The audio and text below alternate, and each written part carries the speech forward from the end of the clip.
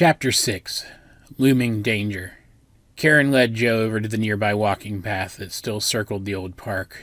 Much of it was worn down and overgrown, but traversing it wasn't difficult. The two walked shoulder to shoulder for several minutes in palpable, awkward silence before Karen finally spoke. She let out a loud sigh and said, "I really mean it when I say thank you. You've treated all three of us, much better than we deserve." Joe was taken aback. Karen's tone of voice and her entire demeanor had changed. Her bravado, her commanding presence, it all fizzled away. She had stopped being Karen, the leader of a small band of fighters, and become Karen, the person. This was the Karen who Joe had seen glimpses of during their second heart-to-heart. This was the Karen who had inspired Joe to trust her, even if it didn't make logical sense to do so. Seeing this Karen clearly for the first time confirmed it. Joe's feelings for Karen weren't going anywhere. "It's all right," Joe replied, trying to project confidence. "My friends were right. The Soul Takers are going to come after us one way or another. If you can help us fight them off, then we need you. Besides, we all know that you three wouldn't have attacked us if you were given a choice. You had to know if we were strong enough to help you." "I'm glad you understand," Karen told her, "but that doesn't excuse what we did. And it's not like everyone on your team has forgiven us." "Tucker doesn't let things go easily," Joe agreed. "And in this case, I don't blame him. Your friend Lawrence almost killed him." Karen looked away from Joe, ashamed. "Lawrence would never admit it, but he didn't mean for that to happen, and he feels terrible that it did." "He told you that?" Joe asked. "He didn't have to," Karen answered. "I know him well enough to tell. Since that fight, he's been far more hesitant to use his full strength in the few heart-to-hearts that we've been involved in. Usually he's all gung-ho to fight anyone, even someone as dangerous as the Reaper. Usually a situation like this would excite him, but he hasn't shown any real sign of that at all. That incident changed him. He's still proud of his abilities, but he's started holding back, almost until it's too late. I think it's a good change overall. He's thinking more, but he hasn't gotten used to fighting like that yet. Until he does, it's a weakness." Karen took a deep breath. "But that's not what I wanted to talk to you about. There's something else I want to apologize for. You've already realized that, once we realized who you were, we never planned to take your soul back to their leader. That our intention when fighting you that second time was always to test your strength for our own purposes." "Yeah," Joe agreed. "Lawrence thought we should do things differently," Karen admitted. "He wanted to manipulate things so that you four encountered more bearers of the soul and eventually fought against the Soul Takers on your own, all without the three of us ever showing ourselves to you again. But I wanted to come to you directly, rather than manipulate you anymore. But the fact is, we did manipulate you." Karen sounded almost desperate, not for Joe to forgive her, but for Joe to call her out. For some reason that made Joe feel just as desperate to defend Karen's actions. She stopped abruptly, and Karen turned, surprised, to face her. "Listen," Joe said, surprising herself with how passionate she sounded. "It's not like you three weren't being used and manipulated too. The Soul Takers kidnapped you and tried to brainwash you. You couldn't just leave, or someone like the Reaper would have come after you. You did what you had to do to escape. Honestly, if I'd been in your position, I probably would have done the same thing." Joe met Karen's remorseful eyes. "Yeah, what you guys did would have been wrong in most other situations, but not in this one. I can't forgive you for the rest of my team, but I'm the kind of person who doesn't believe that people should be punished for things that they couldn't do anything about. I wouldn't have the friends I do if I thought different. I forgive you for the harm you caused me, and I'm going to do whatever I can to protect you, and to stop the people who are really to blame." Joe was breathing heavily as she wound down from her declaration. She hadn't realized it, but she'd allowed her emotions to get out of control and started generating soul near the end. She closed her eyes and concentrated, allowing her soul to dissipate, though this caused her to miss when Karen wiped a tear from her eye. Karen began, but she stopped immediately. Without really realizing it, Joe and Karen had progressed so far along the walking path that they'd circled out of view of the gazebo which still housed the others, the view being blocked by a dilapidated snack stand building and a grouping of trees. Karen stopped talking when she realized that the area around herself and her new ally had become charged with foreign energy, that someone had used Joe's brief outburst of energy to hide their own. A moment later, the charged area began to fill with a thick black smoke. It surrounded the two young women like a shell, blackening the entire area out.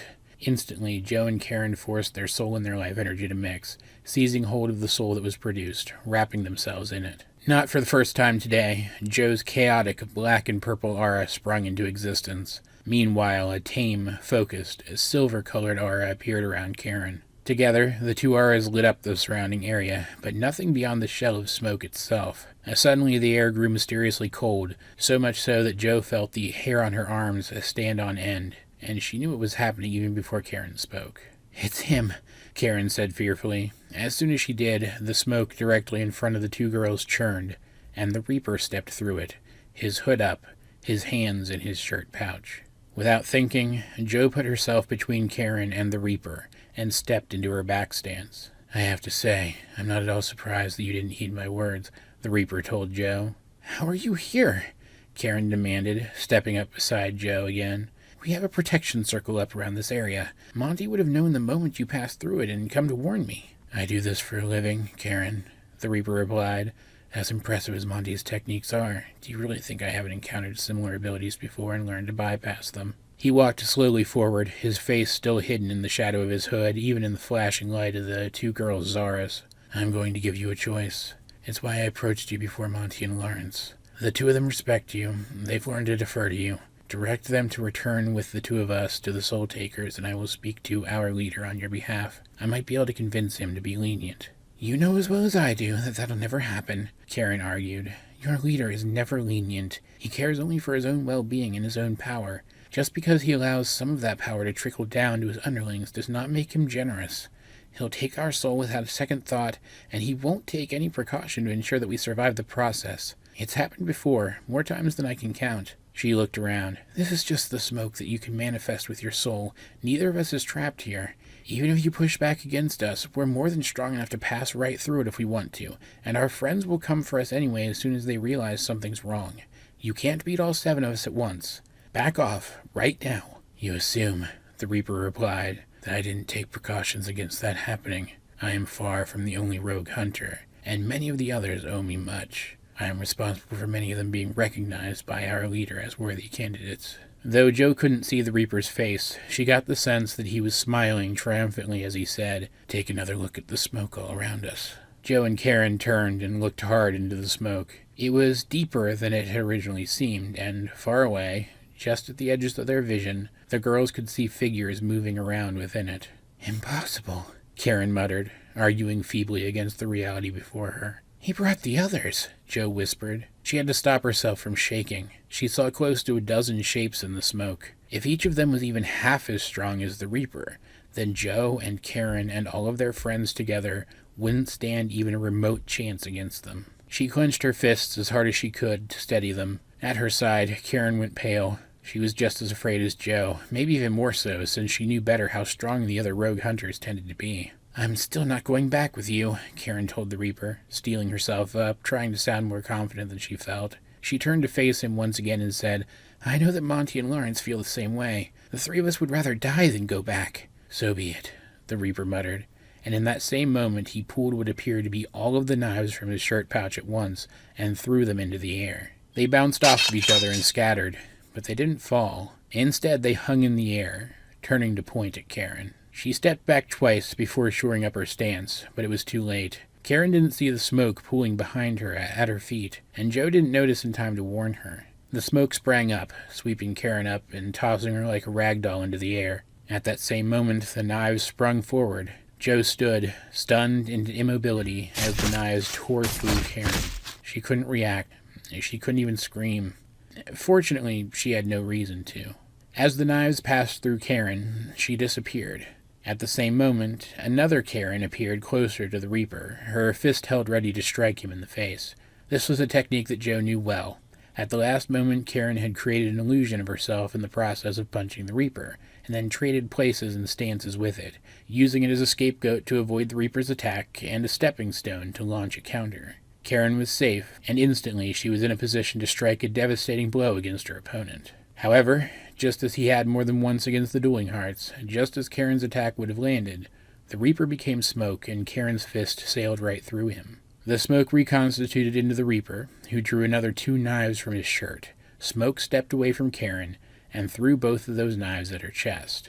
As fast as Karen was, she didn't have enough lead time this time to react, but Jo did. She reached out toward Karen, but she realized quickly that, even with Shadow Step, she wouldn't be able to do more than put herself between Karen and the Reaper's attack. Remembering the last time those knives had struck her, she flinched and missed her chance. Jo was stubborn, though, right down to her core. In the same moment that her body failed her, her soul acted almost on its own, driven by that stubbornness and the memory of the promise that she had made to the other girl. Acting entirely on instinct, she sent soul into her shadow beneath her, and it stretched, unnaturally, toward Karen. Still connected to Jo's feet, the shadow passed beneath Karen's, moving at the speed of Jo's shadow step, and a section of it peeled itself from the ground in the shape of Jo's torso. It rose up and took the hit for Karen, catching the knives in its abdomen, stopping them before they could reach her. Then it melted away. Jo's shadow returned to normal, and the knives fell harmlessly to the ground. Jo had no idea how she'd done this, but she didn't have time to wonder. She turned and looked to where the majority of the Reaper's knives had flown. Just as she had suspected, those knives had turned and were flying toward Karen again. Energy crackled down Jo's arm, and a large ball of soul appeared in her hand, condensing down to the size of a baseball. She threw it, and it intercepted the grouping of knives. Jo clenched her fist, and the crude, soul-breaker-like blast exploded outward, knocking all of the knives out of the air. The weapons scattered, going further than Jo expected.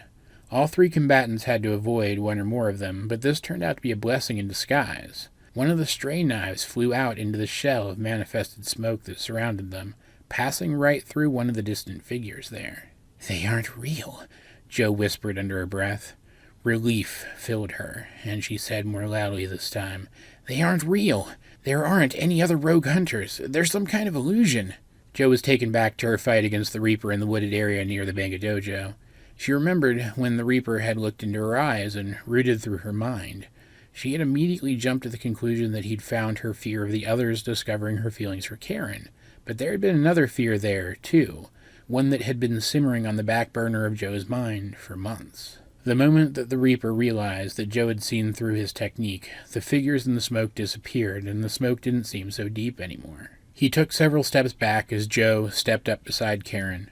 Smoke poured from beneath his sleeves, reaching out like tendrils and scooping up all of the various knives lying all over the ground, drawing them back close enough that he could lash out with the odd yet precise movements of his arms and snatch them out of the air. He seemed ready to keep fighting, but then he turned his head to face in the direction of the gazebo. Tucker and Lawrence burst through the shell of smoke, followed less than a second later by Sarah and Monty, and then Jen. They had heard the sound of Jo's blast exploding and come running. The shell of smoke dispersed, and the 7 fighters stood together, facing their would-be assailant. Jen quickly traced 2 sigils in the air, and an orb of soft purple light sprung into existence in each of her hands.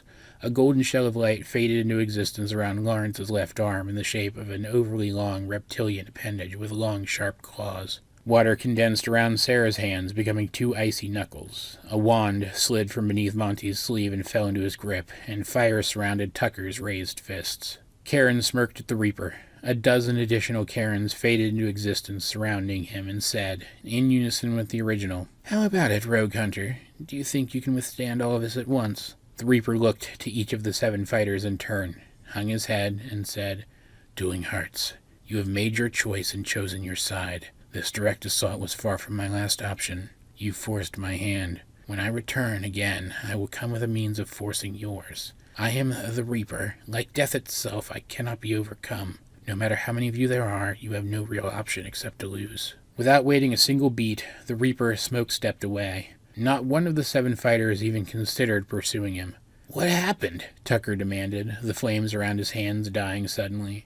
The others powered down and dispersed their various soul techniques as well, the illusory Karens fading from existence. "The Reaper got through Monty's magic circle without setting it off," Karen explained, "and attacked us. He tried to get me to convince Monty and Lawrence to go back with him to the Soul Takers. He even offered to fight for leniency for you guys," Jo added, looking at Monty and Lawrence. "Like he thought he could get you back into the organization if he wanted to." She and Karen went on to describe everything that had happened since the Reaper had appeared, including his attack on Karen and his attempt to fool them with an illusion. "I heard a rumor," Karen concluded, "that he can manifest people's fears within that smoke that he makes, but I didn't believe it until today." "It was my fear that he was showing us," Jo said, drawing all eyes to her.